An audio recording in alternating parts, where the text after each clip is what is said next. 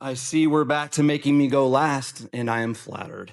So, dang Frisco, y'all had an elementary teacher arrested today for invasive video recording.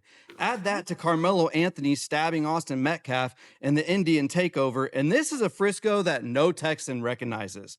And I'm not surprised to hear you're looking into changing the citizen input process in these meetings, because that's exactly what a tyrant would do when they're afraid of free speech. I've been saying for almost 1 year now here in the city council that Frisco is turning into California, and I continue to be proven right.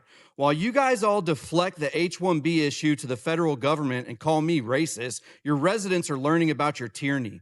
You guys are acting exactly like woke, corrupt Democrat politicians from California.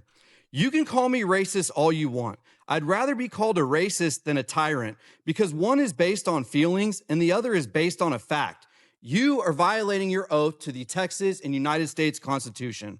Mayor Cheney, I started a petition to demand an independent third-party ethics review into you and your real estate business. As of today, it has 360 signatures and climbing.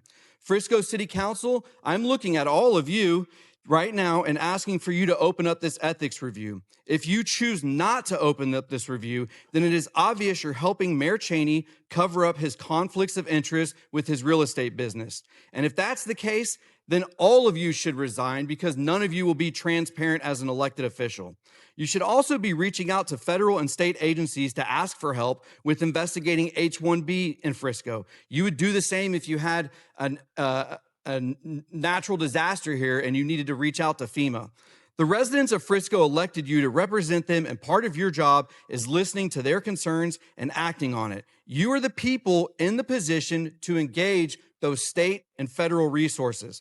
I will keep coming back to every meeting demanding this until there is an investigation. John Keating, why did Frisco 380 Partners donate $100,000 to you between November and December? What do you give Ronald Pfefferman in return? Let me guess, preferential treatment for real estate builds in Frisco? Frisco's corruption is absolutely out of control. Frisco has a good old boys club, and you guys just think you're untouchable. You sell out the city you run to benefit millionaires, billionaires, and corporations, while the average Frisco resident gets wrecked with a declining economy, layoffs, and an Indian takeover, which is probably why most Texas conservative news sources won't report on this grassroots movement in Frisco. I'm willing to bet those same people y'all are helping make money are the same people funding those news sources, and they're helping to protect you and their business interests. All of you have referred to me as an outside agitator because I don't live in Frisco, but all of you know why I'm here in Frisco, because I'm a T-Mobile whistleblower. Why is it okay for you to accept donations from people outside of Frisco, but you have a problem with me speaking up here?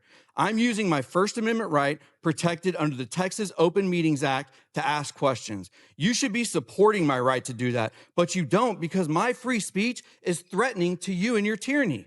I told y'all last year when you disrespected me by turning the camera to my back that I would keep coming back to every meeting speaking up. Now look at what I've done. I have the city of Frisco trending online because of the Indian takeover that also has a lot of red flags with H-1B visas. And there's multiple people now coming here to speak up about the issues in your city. As the saying goes, don't mess with Texas. You guys mess with the wrong Texan, because I won't give up fighting for what's right.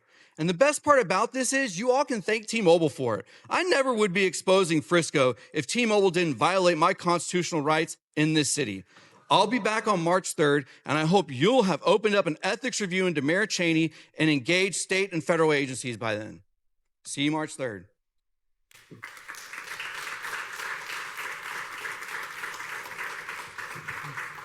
So that is the end of our citizens' comments tonight.